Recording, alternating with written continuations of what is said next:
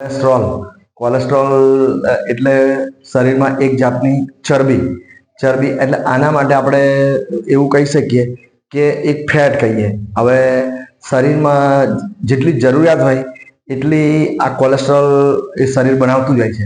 પણ જ્યારે અમુક લેવલ વધારે બની જાય, અમુક જે જરૂરિયાત કરતાં વધારે બને તો આ કોલેસ્ટ્રોલ આપણા શરીરમાં હૃદયને નુકસાન કરે છે અને બ્લોકેજ આવવાની શક્યતા વધી જાય છે. એટેક પણ આવી શકે છે. હવે એટેકમાં એવું કહેવાય છે કે બહુ ખબર નહીં પડતી. જ્યારે 70-80% બ્લોકેજ થઈ જાય અને દર્દીને જ્યારે એટેક આવે અને સીધો હોસ્પિટલમાં દાખલ થાય ત્યારે જ જનરલી લોકો ખબર પડતી હોય છે કે આપણા શરીરમાં આવું આવું તકલીફ થતી હોય છે, આપણું હાર્ટ બગડી રહ્યું છે. એટલે આમ તો જો જનરલી જોવા જઈએ તો 40 પછી દરેક જણે એક લિપિડ પ્રોફાઇલ કરાવવું જોઈએ.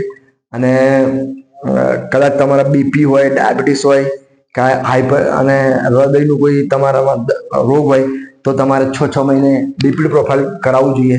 લિપિડ પ્રોફાઇલથી શું તમને અંદાજ આવી જાય કે તમારા શરીરમાં કોલેસ્ટ્રોલ, ટ્રાયગ્લિસરાઇડ, સારા કોલેસ્ટ્રોલ, ખરાબ કોલેસ્ટ્રોલ એટલે કોલેસ્ટ્રોલનું લેવલ કેટલું છે, તમારા શરીરને જે હાર્ટને નુકસાન કરી શકે છે નહીં કરી શકે છે, એ તમારા જે ફિઝિશિયન હોય, તમારા જે ફેમિલી ડૉક્ટર હોય એને વધારે ખબર પડે. હવે આમ તો ના ખબર પડે, જનરલી ખબર નહીં પડતી કે આનામાં કોલેસ્ટ્રોલ કેટલું હોય છે, કેટલું વધારે હોય છે, એટલે ટેસ્ટ જ કરાવવો પડતો હોય છે. તો એક વખત જો તમને ખબર પડી જાય કે આમ તો 40 પછી દરેકે ટેસ્ટ કરાવવો જોઈએ.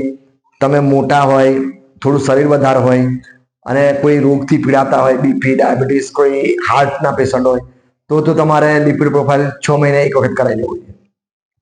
હવે તમને એવું અંદાજ આવ્યો કે તમારા શરીરમાં લિપિડ આ કોલેસ્ટ્રોલ વધારે છે, ચરબી છે, એટલે એ જો તમને ખબર પડી કે આ કોલેસ્ટ્રોલ તમારા શરીરમાં વધારે છે તો તમારે એક વખત તમે શું કરી શકો છો. તમારા ડૉક્ટર તમને જે કહે એ તો તમે કરવાનું જ છે, તમારો જે ડૉક્ટર, પણ છતાં બી તમે પણ શું કરી શકો છો કે જેનાથી આપણા હાર્ટને નુકસાન ઓછું થાય, હૃદયને.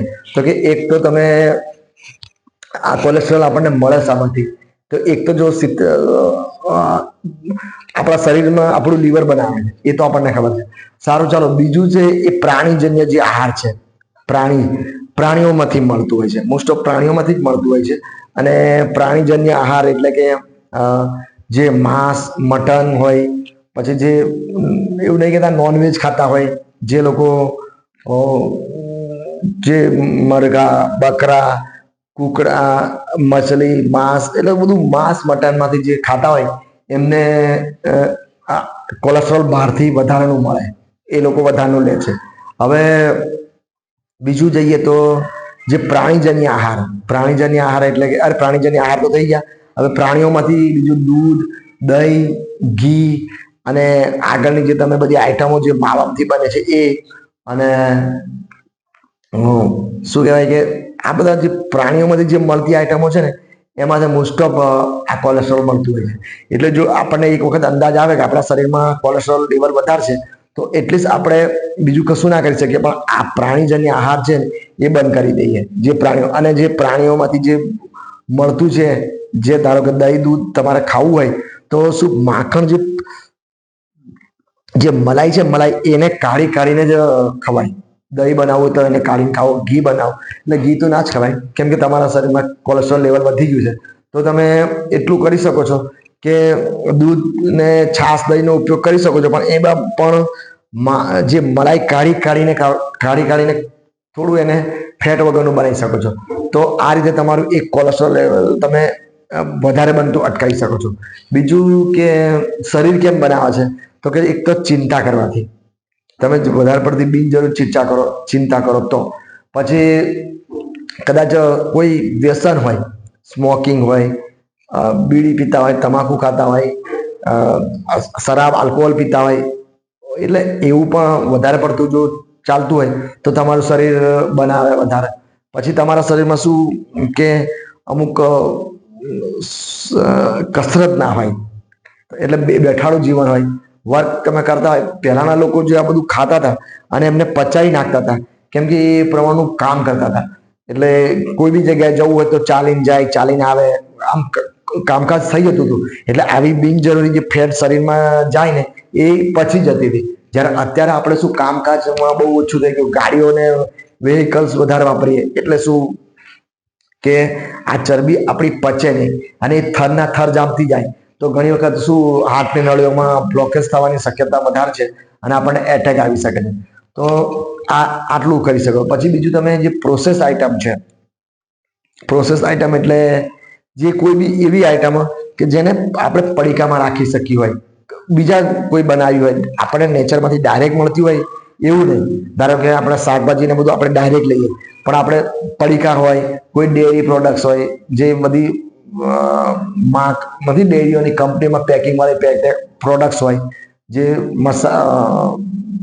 પડીકા કહીએ આપણે બધા નથી નાસ્તા કરતા, એટલે એ બધા કંપનીની જે પ્રોડક્ટ્સ છે ને એમાં શું થાય છે કે કંપની જ્યારે બનાવે છે અને એને સાચવા માટે અમુક એવો અંદર પ્રક્રિયા કરે, અમુક એવી પ્રોસેસ કરે કે જેના લીધે અમુક એવા અંદર અણુઓ અંદર બીજા આવી જાય. કેમિસ્ટ્રીની લેંગ્વેજ છે એટલે આપણને ના ખબર પડે, પણ એના લીધે શું છે કે ફેટ વધી જાય અને જે જરૂરી નથી, જે ખતરનાક ફેટ છે એ બી આપણા શરીરમાં આવે છે ખોટું. તો જેનાથી આપણને પાછળ જતા હાર્ટને નુકસાન થાય, કેન્સરનો ભય બી બની શકે છે.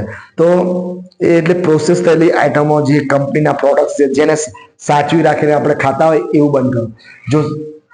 જો ખાવું જ હોય તો જેટલી વેજીટેબલ્સ છે, જેટલી શાકભાજી છે, જે કાચા સલાડ છે, ફ્રૂટ્સ છે, ફ્રૂટ્સમાં સફરજન છે, આંબળા છે, કોઈ બી સિઝન પ્રમાણેના ફ્રૂટ્સ છે કે જે શું છે કે આપણા શરીરમાં અમુક એન્ટીઓક્સિડન્ટ્સ ઉમેરે છે કે જેના લીધે આપણા શરીરમાં જે અમુક ખરાબ તત્વો હોય ને એને એ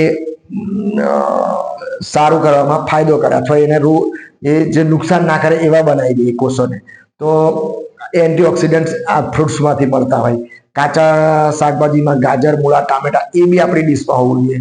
તો હવે આપણી જે જમવાની ડીશ છે એમાં બેલેન્સ ડાયટ લેવા પ્રયત્ન કરવાનું કે શાક, રોટલી, દાળ ભાત, થોડા કેલરી, વધારે વજન હોય તો કેલરી બી ઓછી લઈને આપણે થોડું વજન બી ઓછું કરવા પ્રયત્ન કરવાનો. અને બને ત્યાં સુધી જે કંપનીની પ્રોડક્ટ્સ છે, જે બનાવેલી પ્રોડક્ટ્સ છે, પેકિંગમાં આવે છે, જે ડેરી પ્રોડક્ટ્સ છે, બેકરી પ્રોડક્ટ્સ છે, અને આ બધી જે કંપનીમાંથી પડીકા આવે છે એ બધા બંધ કરવા જોઈએ.